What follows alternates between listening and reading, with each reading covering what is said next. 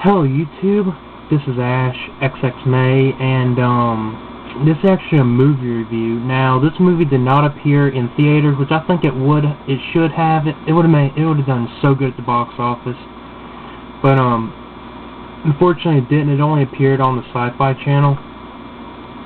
The movie's called Open Graves. Now, Open Graves is actually a crossover from Jumanji or Zathura from to Stay Alive. Now, the main plot of this, the opening is really creepy. The opening is where this woman named Mambo or whatever her name is, she's accused of being a witch, and she is being skinned alive, and I doubt that really feels good.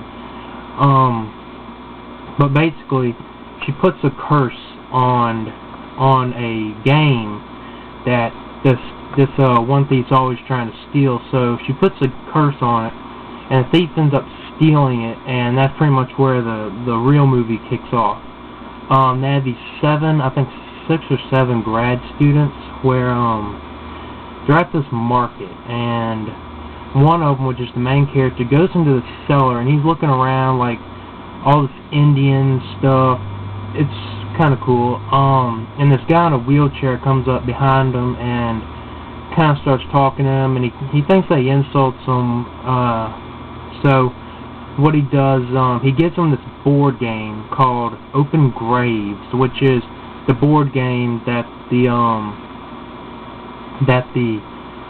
thief stole in the beginning. So yeah, he gathers up all his friends. They think they're gonna have a good time. They're gonna play a board game at night. The setting is really creepy, I have to say. It's not exactly like a horror movie. But yeah, it's not that at all. To me, it's more like a suspense thriller. Just something to get your blood pumping. But yeah. So yeah, basically each one of them starts dying in the game, okay, this is gonna be kind of hard to explain, but each space on the board, on the game board, excuse me. Sorry, I'm a little bit cold. Depicts something like if you land on a space called Open Graves, you gotta draw a card, and it'll depict your fate if you'll live or survive or die or perish, whatever you want to call it. And there's other spaces too, but the Open Graves ones are the ones you don't want to land on, because most of the time you will die. Now, up to the main character, the main character is the only player that's really survived.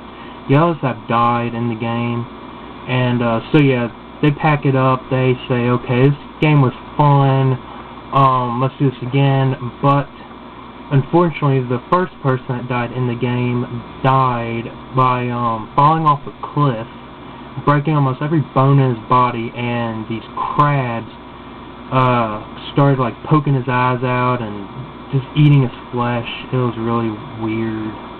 But yeah. So and then the second one was where a guy gets bitten by a snake, and he lands on this big pile of them. Oh my god. I can't imagine how that'd feel, being bitten by thousands of snakes. But yeah, he dies. But yeah, you get where he's going. The people are starting to get that the game is actually killing them, that it was a big mistake to actually play it. But the trick of the game is, if you win, you get one wish. But there's a catch. Okay, so like on the board game, they have these 2 snake heads, and basically, it's your choice. You've got to place your piece. If you win the game, you got to place your piece in the correct snake head, and if it comes out like at the bottom of the game board, then you are safe to get your wish. But if you don't, ooh, bad news for you, because you'll be skinned alive just like Mambo, whatever her name is. But yeah. But if you like Zathura and Stay Alive, you will definitely like this movie.